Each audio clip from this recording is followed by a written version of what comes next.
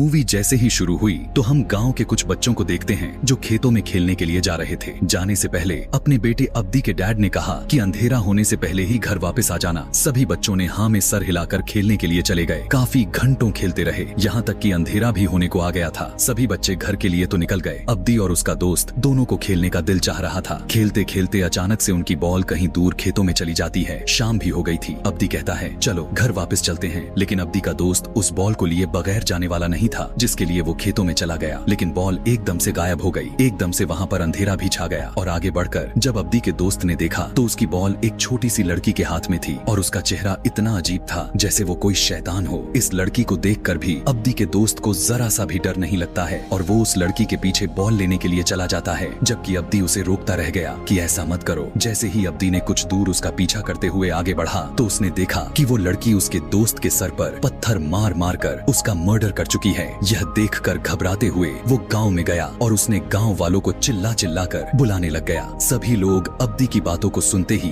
अब्दी के दोस्त को ढूंढने के लिए निकल गए। पता चलता है कि जहां पर अब्दी ने अपने दोस्त को देखा था अब वो वहां पर नहीं था, लेकिन नदी के चट्टानों पर उस बच्चे की लाश मिल जाती है। सब लोग इस हादसे से बहुत ज्यादा डर चुके थे। वो बच्चा जो मरा था उसके डैड को लगता था कि अब्दी ने ही उस बच्चे को मारा है, क्योंकि हर टाइम वही उसके साथ था और वो अपना कत्ल को छुपाने के लिए यह सब कर रहा है। इससे पहले कि अब्दी को उसकी ना की हुई गलती की सजा मिलती, यहाँ पर उसी गांव की एक बड़ी फैमिली का एक मेंबर मिल जाता है और आकर वो अब्दी की ओर से कहने लगता है कि मुझे अब्दी पर यकीन है, यह सब अब्दी ने नहीं किया और अब्दी जो कह रहा है वो सच कह रहा है, क्योंकि ये सारा कांड सुमाला ने किया है और शायद सुमाला आज तक जिंदा है। सुमाला के बारे में ये लोग नहीं जानते थे। तब ये आदमी इन सभी को यहाँ पर सुमाला की कहानी बताने लग जाता है। वो बताता है कि आज से 29 साल पहले इस गाँव की सबसे अमीर आदमी की कोई भी औलाद नहीं थी, जिसकी वजह से उसकी अंकल उसके सारी जमीनें लेना चाहते थे ताकि वो जमीन उनके बच्चों के पास चली जाए और इस जमीन का कोई तो वारिश रहे। इस बात को सुनकर सुजीमान को बहुत ज्यादा गुस्सा आ गया और उसने घर के अंदर जाकर अपनी वाइफ को धमकी दी कि अगर 1 साल के अंदर उनका कोई बच्चा पैदा ना हुआ तो वो दूसरी शादी कर लेगा। सुजीमान की वाइफ यह सुनकर बहुत ही ज्यादा उदास हो गई और तभी उसे एक ऐसी औरत के बारे में पता चलता है जो लोगों को बच्चा देने में मदद करती थी। यह जानने के बाद उन दोनों को काफी अजीब तो लगा, लेकिन फिर भी उसने अपनी एक मेड के साथ उस औरत के पास चली गई। यहाँ पर आते ही वो लड़की बताती है कि मुझे एक बच्चा चाहिए और ये बूढ़ी औरत उसे बताती है कि तुम्हारा काम तो हो जाएगा, लेकिन एक बात मैं बता दूं, मैं यह सारा काम काले जादू से करती हूँ और इस काम को पूरा करने के लिए डीमन यानी शैतान मेरी मदद करता है। तुम्हें बच्चा तो मिल भी जाएगा, लेकिन इससे पहले तुम्हें अपने एक कुर्बानी भी देनी पड़ेगी। तुम्हारे पास 2 बेटियां पैदा होंगी, जिसमें से एक बेटी तुम्हारी और दूसरी बेटी शैतान की होगी और एक का दिल बहुत अच्छा होगा तो दूसरे के अंदर बुराइयां से भरी होंगी शैतान जैसी, और तुम्हें शैतान की बेटी को किसी भी तरह का नुकसान नहीं पहुंचाना होगा और अगर ऐसा किया तो तुम्हारा सब कुछ बर्बाद हो जाएगा। इस टाइम इस औरत को सिर्फ बच्चा चाहिए था, इसीलिए उसने इस बुढ़िया की सारी बातें मान ली। यहाँ हम देखते हैं कि इस बुढ़िया ने कुछ रिचुअल किया और खून के अंदर कुछ मिलाते हुए वो खून इस औरत को पिला दिया और कहा जाओ आज से 2 महीने बाद तुम्हें खुशखबरी मिल जाएगी। 2 महीने का वक्त गुजर जाता है और हमें पता चलता है कि सच में वो रिचुअल काम कर गया था। सुजीमान की वाइफ अब प्रेग्नेंट हो चुकी थी। सुजीमान खुशी से यह खबर फैला देने को कह देता है और यहाँ पर सुजीमान, जिसे पहले ही पता था कि उसकी 2 बेटियां पैदा होंगी, पैदा होने से पहले ही दोनों बेटियों की नाम सोचने लग जाती है। उसने एक बच्ची की नाम सुमाला और दूसरी बच्ची का कुमाला सोचा था। वक्त गुजरता है, वो दिन भी आ जाता है जब सुजीमान के घर पर उसकी बेटियों का जन्म होना था। उसके रूम में हम उसके सोफे पर डीमन को बैठा हुआ देखते हैं। जैसे ही सुजीमान की पहली बेटी पैदा होती है तो उसमें कोई भी हरकत नहीं होती, जिससे उन लोगों को लगता है कि वो मर चुकी है। जैसे ही दोबारा बेटी पैदा होती है तो उसे देखकर सभी लोग शॉक में रह जाते हैं। उसकी दूसरी बेटी का मुंह डिफॉर्म था, यानी उसका चेहरा बिगड़ा हुआ था। वो बहुत ही ज्यादा बदसूरत थी। जैसे ही सुजीमान ने उसे देखा तो उसका होश ही उड़ गया था और गुस्से से पागल हो गया। वो इतना गुस्से में आ चुका था कि वो बाहर से एक चाकू ले आया और अपनी इस बेटी को मारने लग गया।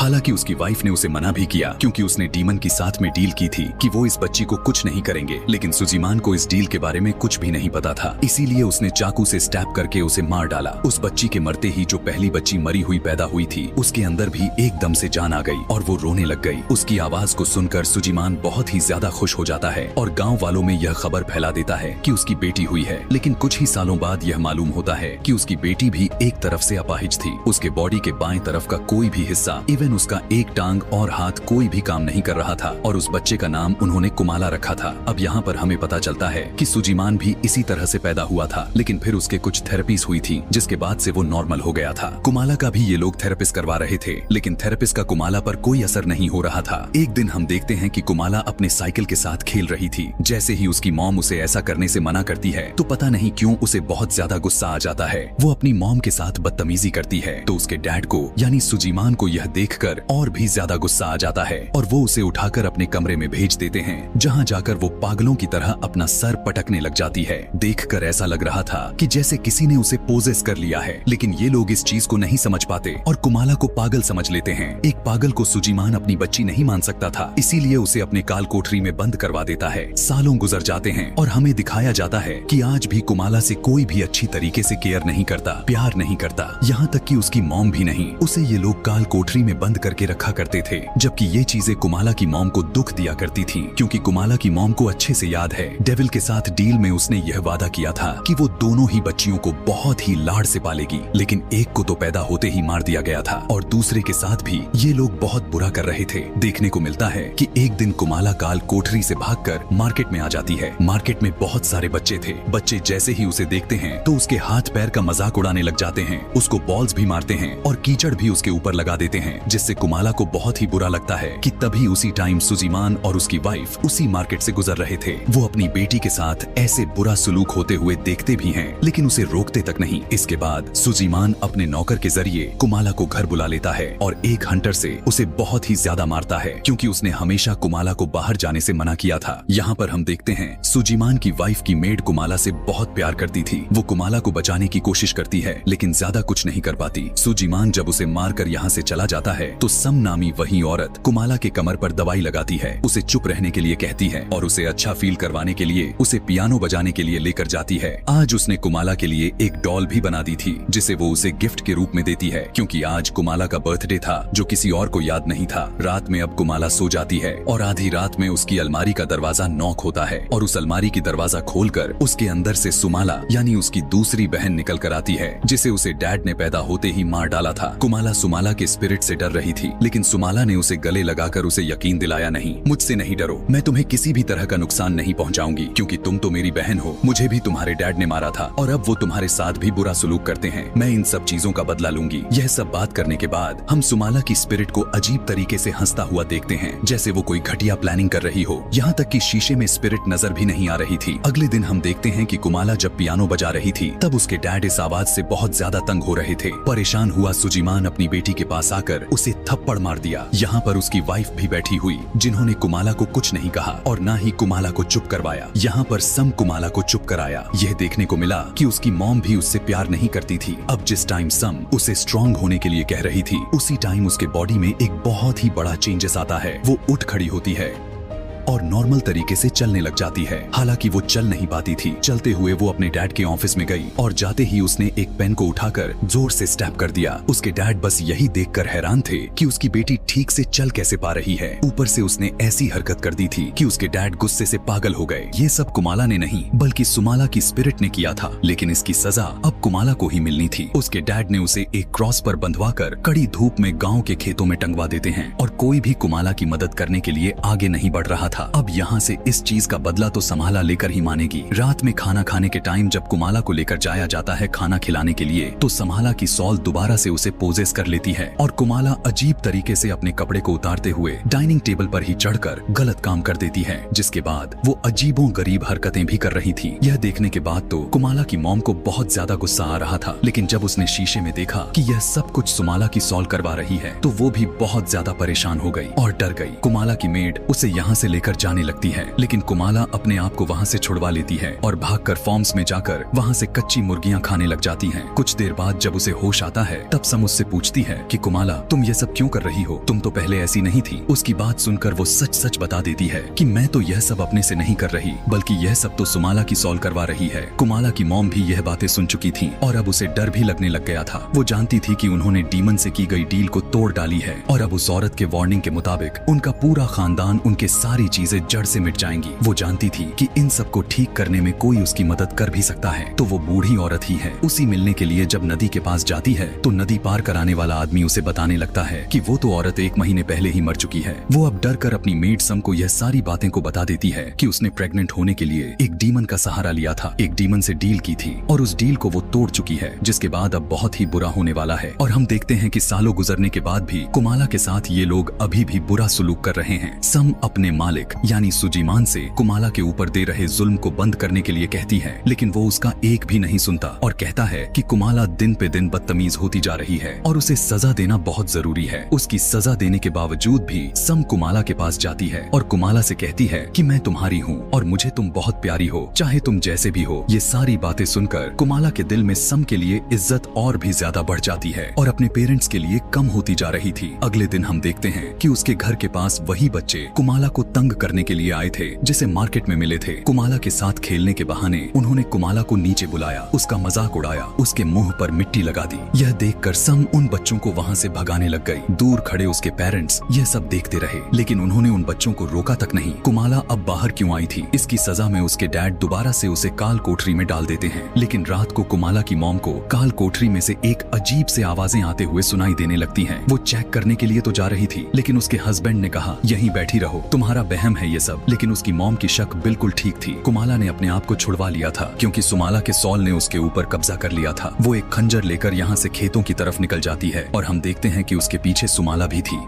वो उसी बच्चे के पास गई जिसने उसे हैंडीकैप होने का मजाक उड़ाया था। वो बच्चा कुमाला को सही से चलता हुआ देखकर और उसके पीछे सुमाला को देखकर वो बहुत ही बुरी तरह से डर गया। इससे पहले कि वो भागकर अपने घर की तरफ बढ़ता, कुमाला ने उसे पीछे से पकड़ लिया और अपने हाथ में पकड़ा हुआ खंजर उसके पीठ पीछे जोर से स्टैब कर दिया और उसे बहुत ही बेरहमी से मार डाला। अब उसके बाकी के 2 साथी जो अभी भी रात के बाहर निकले हुए थे, कुमाला अब उन दोनों के पास गई। पहले तो उसने उन्हें खूब डराया, उनका मजाक उड़ाया उसी तरह से जैसे वो उसकी उड़ाए थे, और फिर वो उन पर हमला करके उन दोनों को मार डाला। वो तीनों बच्चे जो रात में मरे थे, अगले दिन उनके पेरेंट्स और पूरे गांव वाले उन्हें ढूंढने लगे, लेकिन कहीं पर भी वो बच्चे नहीं मिले। तब गांव वालों ने तीसरे दिन दूसरे गांव में जाकर ढूंढने का फैसला किया और तब तक किसी भी बच्चे को सूरज ढलने के बाद घर से बाहर निकलने से मना कर दिया गया। अब बाकी सारे बच्चे अपने पेरेंट्स के कहने के मुताबिक घर के अंदर ही छुप कर बैठे हुए थे और सारे लोग यही बात कर रहे थे कि क्या पता वो तीनों हमें तंग करने के लिए ऐसा कर रहे हो। अभी वो यह सोच ही रहे थे कि वहाँ पर कुमाला ने आकर बच्चों के सामने बॉल को रख दी, फिर वो बॉल उठाकर बाहर ले गई। सभी बच्चे बॉल लेने के लिए बाहर चले गए। हालांकि एक बच्चे ने कुमाला के हाथ में खंजर को नोटिस भी कर लिया था, लेकिन फिर भी वो कुछ ना समझ पाया और बाहर निकलने पर कुमाला ने सारे बच्चों को काफी दर्दनाक तरीके से मार डाला। अब जैसे ही सुबह हुआ तो गाँव वालों को सभी बच्चों के लाशें मिलना शुरू हो जाते हैं। 2 लाश को कुएं के पास ढेर सारी पत्तों के पास छुपाया गया था, जबकि एक लाश को कुएं के अंदर डालकर छुपाया गया था, क्योंकि जब सम ने पानी निकाला तो कुएं के अंदर पानी की जगह खून था। बाकी सब बच्चों की लाश खेतों में पड़ी हुई थी। उन सभी के सर को उसके धड़ से अलग कर दिया गया था। सभी बच्चों के सर को एक डंडे में एक तरह से पिरोया गया था, जैसे माला की मोती हो, एक के बाद एक ऊपर नीचे करके, जिसे देखकर सभी लोग बहुत ज्यादा डर गए थे। यहाँ तक कि सुजीमान के तो होश ही उड़ गए थे। अब इन सारे बच्चों के लाशों के पास क्योंकि कुमाला की डॉल मिली थी, तो सबको लगा कि यह सब या तो कुमाला ने किया है या फिर उसके डैड ने। जैसे ही गाँव वाले सुजीमान के घर आए तो सुजीमान ने उनसे कहा कि तुम्हारे पास कोई सबूत है कि यह सब मैंने किया है, और अगर तुम मेरी बेटी के ऊपर इल्जाम लगा रहे हो तो यह सब वो आखिर कैसे कर सकती है, वो तो ठीक से चल भी नहीं पाती। सुजीमान भी मान नहीं सकता था कि यह सब कुमाला ने ही किया है, लेकिन फिर वो सोचने लग जाता है कि कभी कभी तो वो सही से चलने भी लगती है और अजीबो गरीब तरह से हरकतें भी करती है। हो सकता है कि यह सब उसने ही किया हो। वैसे तो उसे रात में काल कोठरी में बंद कर दिया जाता था, तो फिर वो बाहर कैसे चली गई। यही सब सोचते हुए सुजीमान जब काल कोठरी में जाता है तो देखकर आश्चर्य हो जाता है कि वहाँ पर तो एक बहुत बड़ा सुराख था जिसे बोरियों से ढंकी गई थी। अब यहाँ पर सुजीमान को यह बात कंफर्म हो गई कि उसकी बेटी ने ही वो सारे मर्डर किए हैं। यहाँ पर अब डरते हुए पहली बार कुमाला की मॉम बोलती है और बताती है ये सब कुमाला ने नहीं बल्कि सुमाला के सॉल ने किया है। उसे यकीन दिलाने के लिए कुमाला की मॉम यह भी बताती है कि उन्होंने खुद सुमाला की सॉल को अपने आंखों से देखा था। अब इन बातों के पीछे कितना सच है, यह सब जानने के लिए सुजीमान कुमाला के रूम में जाता है और उससे वादा करता है कि अगर तुम मुझे सच बताओगी तो मैं तुम्हें कोई भी किसी भी तरह का नुकसान नहीं पहुंचाऊंगा। बताओ इस सब के पीछे कौन है। और यहाँ पर कुमाला बता देती है कि इस सब के पीछे सुमाला की सॉल है। कुमाला बताती है कि मैंने उसे बहुत रोकने की कोशिश की, लेकिन वो किसी भी बात को मानने को तैयार ही नहीं हो रही थी। कुमाला यह भी बताती है कि सुमाला के सॉल ने उससे वादा भी किया है कि जितने भी लोग कुमाला को परेशान करते हैं वो उन सबको मार देगी। और यहाँ पर सुजीमान को अपना ही डर हो गया था, क्योंकि सबसे ज्यादा टॉर्चर तो उसने ही उसके ऊपर किया हुआ था। डरते हुए भी वो नीचे जाता है और अपने नौकर को और भी ज्यादा जोर से कुमाला को काल कोठरी में बंद करने को कहता है, ताकि वो सही से चल ना पाए और सुमाला की सॉल उससे कुछ करवा ना पाए। इसके बाद वो शमन के पास गया। इन सारी चीजों के इलाज के लिए शमन ने यहाँ पर कुछ मंत्र पढ़े। इस कहानी को जानने की कोशिश की, आखिर क्यों कुमाला के पीछे वो सॉल पड़ी है।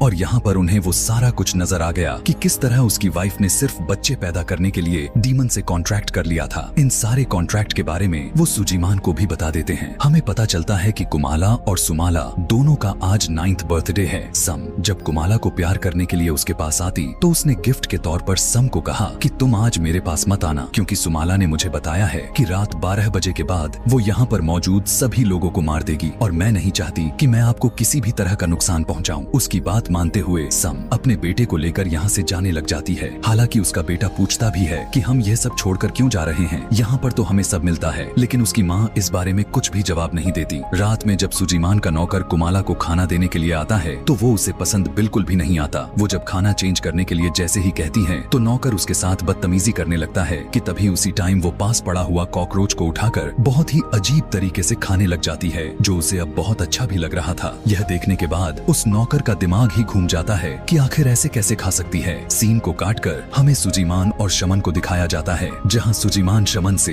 यह सब कुछ ठीक करने के बारे में पूछ रहा था कि तभी अचानक से शमन की आंखें व्हाइट हो गईं। शमन ने बताया कि आज डीमन यानी सुमाला कुमाला पर पूरी तरह से अपना कब्जा बना लेगी और हर चीज तबाह कर डालेगी। यह सब कुछ ठीक करने के लिए और उसकी पावर को कम करने के लिए शमन उसे एक खंजर देता है। वो कहता है कि तुम बस उसके पावर्स को कम करके मेरे पास लेकर आना, बाद में मैं उसे संभाल लूंगा। उसने सुजीमान से यह भी कहने लग गया कि अगर चीजें तुम्हारे हाथ से निकल भी जाए और तुम उसे यहाँ पर ना ला पाओ तो तुम इस खंजर को कुमाला के दिल में स्टैब करके उसे वहीं पर मार देना, क्योंकि हम लोग शैतान के इस बच्चे को इस दुनिया में ऐसे ही आजाद घूमता हुआ नहीं छोड़ सकते, वरना वो इंसानों को बार बार मारता रहेगा। यहाँ पर हम साफ साफ देख पाते हैं कि अब कुमाला ने खुद को आजाद करवा लिया है, जबकि हमें तो अच्छे से पता है कि इसमें किसी और का नहीं बल्कि सुमाला का ही हाथ है। वो नौकर के कमरे के बाहर आकर रोने का ड्रामा करने लग जाती है, जिस नौकर ने उसे अच्छा खाना नहीं दिया था। ये नौकर जब कुमाला को पकड़ने की कोशिश करता है तब कुमाला उसे मारने की कोशिश करने लग जाती है। वो आदमी डर कर वहाँ से भागने लग जाता है और अब कुमाला उसके पीछे पड़ जाती है। वो आदमी अपनी जान बचाने की बहुत कोशिश कर रहा था, लेकिन कुमाला ने दरवाजे पर स्टैब कर करके दरवाजे को ही तोड़ दिया और फिर घर के अंदर आ गई। वो आदमी उससे बचने के लिए भाग तो रहा था, लेकिन पीछे से कुमाला ने चाकू को गोल गोल घुमाते हुए उसके तरफ फेंका, जिससे जो जाकर सीधा उसके शरीर में स्टैब हो गई और वो वहीं पर मर गया। यहाँ से सीधा हमें कुमाला के मॉम को दिखाया जाता है, जिसकी आंख पियानो की आवाज से खुली थी। उसकी मॉम जब नीचे की तरफ आई तब उन्होंने देखा कि कुमाला ही पियानो को बजा रही थी और उनको देखते ही कुमाला अजीब तरह चाकू लिए बढ़ने लग गई। उसकी मॉम ने देखा शीशे में सुमाला ही इससे यह सब करवा रही थी। यह देखते हुए वो सुमाला से माफी मांगने लग जाती है और खुद पीछे की तरफ बढ़ने लगी। वहाँ उसे अपनी नौकर की लाश भी दिख गई। उसे काफी अच्छे से पता चल गया था कि अब ये दोनों उसे भी जान से मार डालेंगे, इसीलिए वो भागते हुए अपने रूम में जाकर अपना दरवाजा बंद कर लेती है और उसके आगे एक स्टूल भी लगा लेती है। कुमाला बार बार दरवाजे को खंजर से स्टैब करते हुए उसे मारने की कोशिश कर रही थी और फिर ताकत लगाकर उस दरवाजे को खोल डालती है। कुमाला की मॉम उससे माफी मांगती रही, लेकिन उसने उसके ऊपर रहम नहीं किया और खंजर को उसकी टांग में स्टैब करते हुए उसे मारने की कोशिश करने लग गई। इस समय उसके मॉम को बहुत ही ज्यादा दर्द हो रहा था। वो अच्छे से जानती थी कि कुमाला के बॉडी पर पूरी तरह से सुमाला का कंट्रोल है। वो सुमाला से कहने लगती है कि मेरी एक आखिरी ख्वाहिश है कि मुझे कुमाला से बात करने दो। यह सुनते ही सुमाला ने कुमाला को कंट्रोल करना बंद कर दिया और उसकी मॉम ने कुमाला से माफी मांगी। कहने लगी कि मैंने हमेशा अपने आप को डांट से बचाने के लिए तुम पर जुल्म होने दिया। मैं बहुत बुरी माँ थी। अपनी माँ को इस तरह से माफी मांगते हुए देखकर कुमाला को बहुत ज्यादा बुरा लगने लगता है। वो अपनी माँ को माफ करना तो चाहती थी, लेकिन तभी सुमाला ने दोबारा से उसके बॉडी पर कंट्रोल ले लिया और उसके हाथ को काटते हुए उसके बॉडी में भी स्टैब करके उसे मार डाला। इतने ही देर में सुजीमान भी घर आ गया था। घर के अंदर आने के बाद सबसे पहले उसे नौकर की फिर अपनी वाइफ की लाश देखने को मिलता है, जिसे देखते ही वो बिल्कुल टूट जाता है। उसे तो पता था कि सुमाला को मारने और कुमाला को गलत तरह से टॉर्चर करने में सिर्फ उसकी ही गलती थी, लेकिन सजा तो उसकी वाइफ को मिल चुकी थी। अभी वो यही सब सोच ही रहा था कि अचानक से अपने रूम में रखा हुआ चेयर हिलने लग जाती है, जिस पर उसने देखा कि चेयर पर कुमाला बैठी हुई थी और सुमाला चेयर को हिला रही थी। उसके देखते ही सुमाला अपने बहन के बॉडी के अंदर चली गई और पूरा कंट्रोल लेते हुए अपने डैड को मारने के लिए आगे बढ़ने लग गई। अपने आप को बचाने के लिए सुजीमान अपने घर से बाहर निकल जाता है और गांव में जाकर घंटी को बजाकर शोर मचाने लग जाता है। सबको जगाने के बाद उसने सबको अपनी वाइफ और अपने नौकर के मरने के बारे में बताया। गांव वाले फौरन उसके घर पर जाते हैं और 2 लाशों को देखकर उनको भी दुख होने लग जाता है। सुजीमान ने किसी को भी यह बिल्कुल भी नहीं बताया कि ये दोनों मर्डर उसकी बेटी कुमाला ने ही की है। वो सभी से कुमाला को ढूंढने के लिए कहता है और बताता है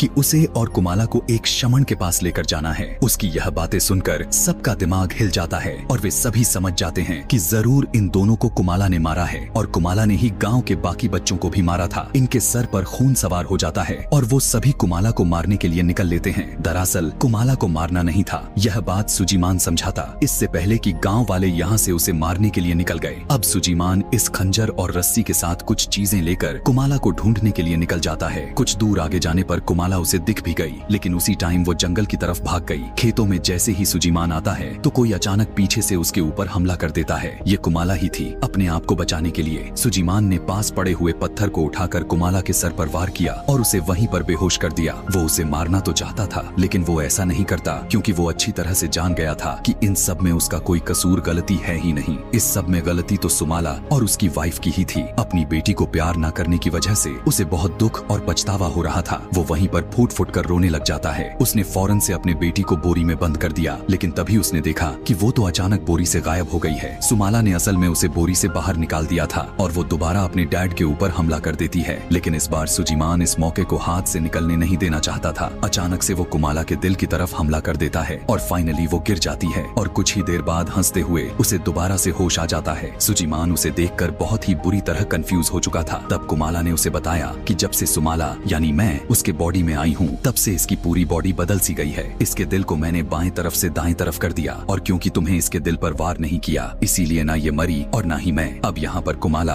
अपने डैड के हाथ से खंजर को लेकर उसका पेट को चिर डालती है, यहाँ तक कि उसकी अंतड़ियां बाहर तक आ चुकी थीं और उसके बाद उसने पास पड़ी हुई 2 छोटी छोटी लकड़ियां उठाकर सुजीमान के आंखों में जोर से स्टैब कर दिया। सुबह में दिखाया जाता है कि गांव वालों को खेतों में सुजीमान की बॉडी क्रॉस से लटकती हुई मिली, जैसे उन्होंने कुमाला को सजा दी थी। यहाँ से सीन को प्रेजेंट में लाया जाता है और हम उसी आदमी को देखते हैं जो ये सारी कहानी यहाँ के गाँव वालों को सुना रहा था। दरअसल ये लड़का असल में सम का ही बेटा था जो उस रात घर छोड़कर चली गई थी, इसीलिए उसकी और उसके बेटे की जान बच गई थी। वो बताता है कि अभी तक अगर बच्चों की जान जा रही है तो सुमाला अभी भी इस गांव में जिंदा है और बचे हुए सभी बच्चों को बचाने के लिए हमें किसी तरह सुमाला को पकड़कर उसे खत्म करना होगा। और सुमाला के मिलने तक वो गांव वालों से यह कहता है कि अपने बच्चों को रात में बाहर किसी भी कीमत पर नहीं निकलने देना होगा। सभी लोग उसकी बात को मानते हुए अपने अपने घर चले जाते हैं और रात में हमें उस बच्चे के डैड को दिखाया जाता है जिसे मूवी के शुरुआत में सुमाला ने मारा था। उसे अपने आदमी की बातों पर बिल्कुल भी विश्वास नहीं था। उसे लगता है कि उसके बेटे की मर्डर अब्दी ने ही किया है। वो रात में अब्दी को मरने के लिए अब्दी के घर के पास आ गया था कि तभी उसे वहीं पर सुमाला दिख जाती है जो इस टाइम वो मरे हुए एक आदमी की बॉडी को बहुत ही बुरी तरह से खा रही थी। और यही दिखाते हुए ये कहानी, ये मूवी यहीं पर खत्म हो जाती है।